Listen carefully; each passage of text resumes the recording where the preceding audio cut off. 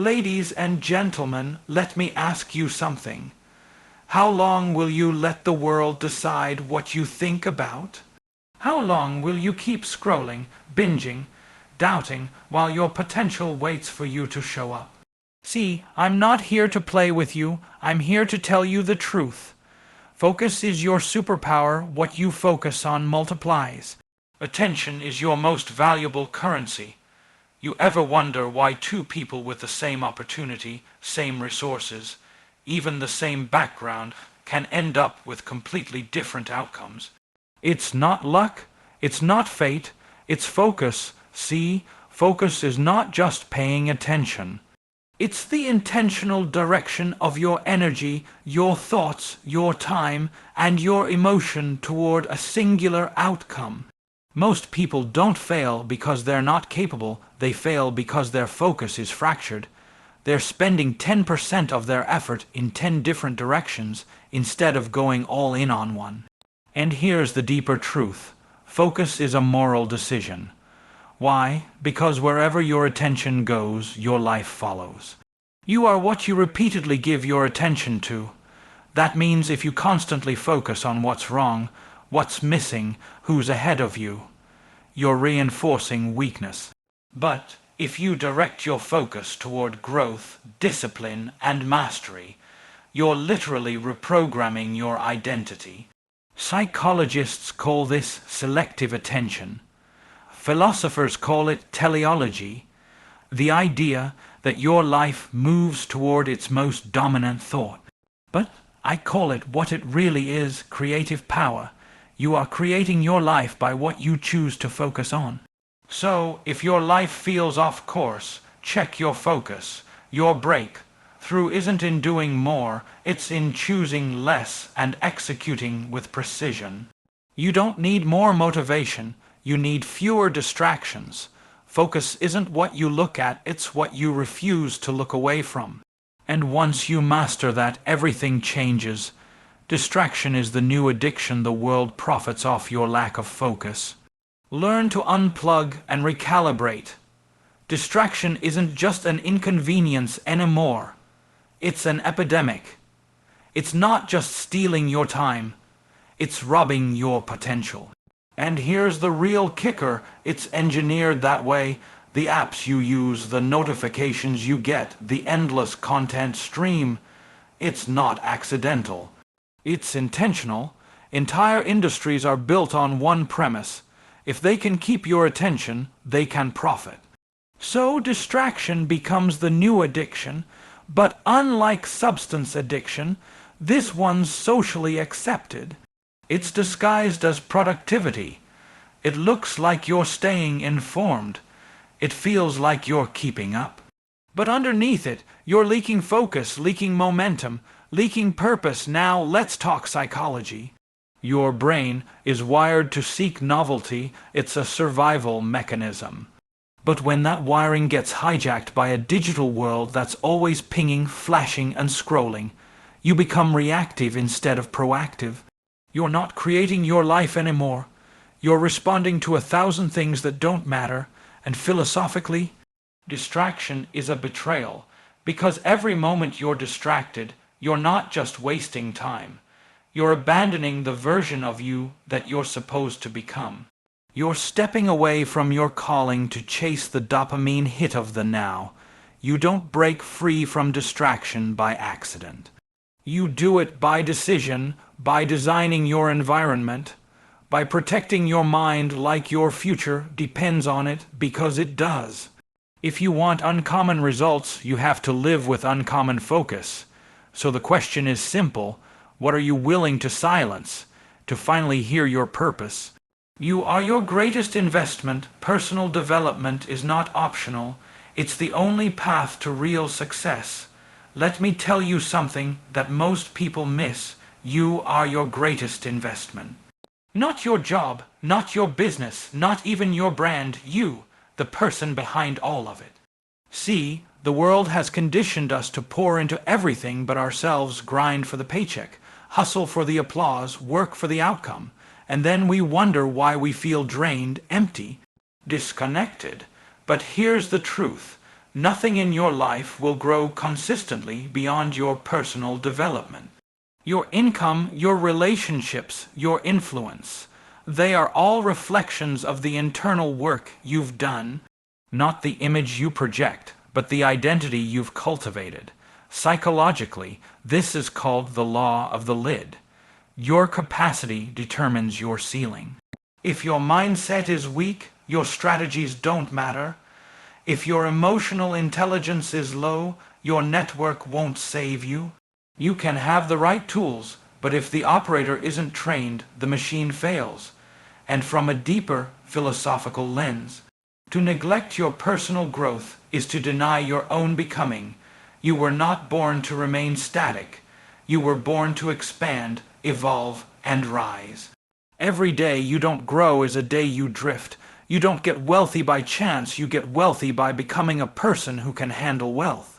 You don't attract opportunity by accident. You become the kind of person opportunity recognizes.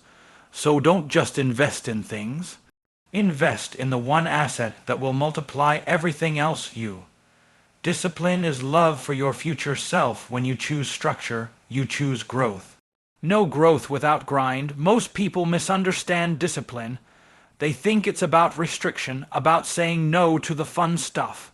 But discipline is not punishment, it's preparation. It's not about denying pleasure. It's about delaying gratification for a greater purpose. Discipline is love in action, love for your future self, love for who you're becoming, not just who you are. Psychologically, discipline trains your brain to act independently of how you feel. That's the shift.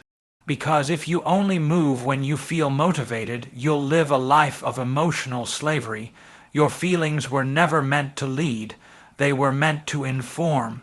But your decisions, your actions, that's where freedom is built. Every time you choose discipline, you're rewiring your self-image. You're telling your brain, I am someone who follows through. And that identity builds momentum. Suddenly, you stop negotiating with yourself. You don't need to feel inspired to do the work, you just do it. And the more you do it, the more powerful you become. From a philosophical standpoint, discipline is alignment. It's when your behavior starts to reflect your beliefs. That's integrity, not moral perfection, but internal unity. And once you have that, your confidence skyrockets. Not because life got easier, but because you got stronger. Success doesn't ask if you're ready. It shows up when you've prepared for it.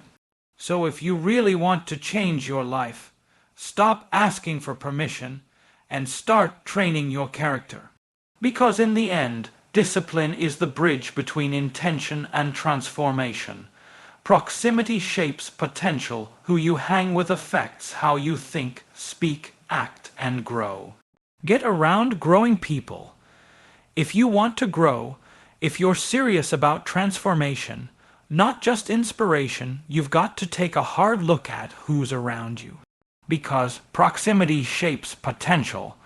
The people closest to you don't just influence your behavior, they dictate your standards. You see, human beings are tribal.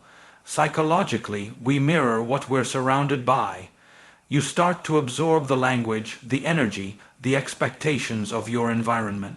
If everyone around you is average, you'll unconsciously calibrate your ambition to fit in. Not because you're weak, but because you're wired for connection. But here's the catch. Connection without elevation leads to stagnation. If your circle doesn't challenge you, doesn't call you out, doesn't push you higher, you're not in a circle. You're in a cage, and philosophically, this comes down to alignment. Are the people in your life aligned with your purpose? Your values, your vision, because the wrong voices can talk you out of what God put inside you. Not out of hate, but out of small thinking. Out of fear disguised as realism. Growth requires friction. You need to be around people who are thinking at a higher level. People who make you uncomfortable in the best way possible. Because when you normalize greatness, it becomes your new standard. So check your circle, not with judgment, but with intention, because sometimes the greatest act of self-love is choosing new company. And remember, if your environment isn't feeding your future, it's draining it. Purpose-driven focus produces power. When your focus aligns with purpose, your actions become unstoppable. Let me tell you, focus by itself is powerful, but when that focus is aligned with purpose, now you've got power with direction. You're not just busy, you're effective. You're not just moving, you're advancing. Too many people are chasing clarity, but they've never sat still long enough to ask, what am I really here for? See, purpose gives focus a why, and without a why, even the strongest work ethic will lead to burnout. But with purpose, your focus becomes fueled, not forced. Psychologically, when you attach meaning to your mission, your brain engages differently. Neuroscience shows that purpose literally enhances cognitive function. You solve problems faster, you process stress better, and your ability to stay consistent increases. Why? Because you're not just working, you're building something that matters. And philosophically, purpose is what separates motion from meaning. Anybody can hustle, but hustle without purpose is just activity. Purpose gives your work divine weight. It pulls your future into the present and gives your present actions eternal value. When your focus is filtered through purpose, distractions lose their grip. You stop chasing validation, you start producing impact. Your decisions become cleaner, your relationships stronger, your vision clearer. Because now you're not asking, what should I do? You're declaring, this is what I'm here to do. So if you're tired of drifting, stop asking for direction. Start asking for alignment, because once your focus locks onto purpose, you stop running from things and start running toward destiny.